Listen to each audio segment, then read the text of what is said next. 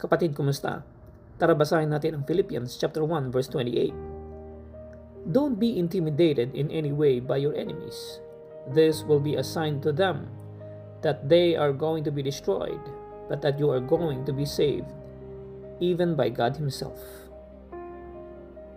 Minsan nagtatampo tayo sa Diyos sa pag-aakalang di niya sinasagot ang ating mga panalangin.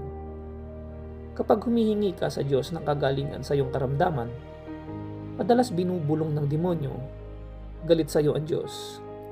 Di siya nakikinig o kaya naman ay kulang ang iyong pananampalataya.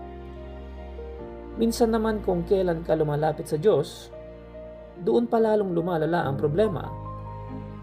Satan is trying to intimidate you. This is his desperate attempt to make you believe that God doesn't love you or care for you. Isa itong senyales na padating na ang kasagutan ng Diyos sa iyong mga panalangin at pagkawasak naman ng mga plano ng demonyo laban sa buhay mo. Kapatid, stay in faith. Your blessing, your healing and victory is on its way.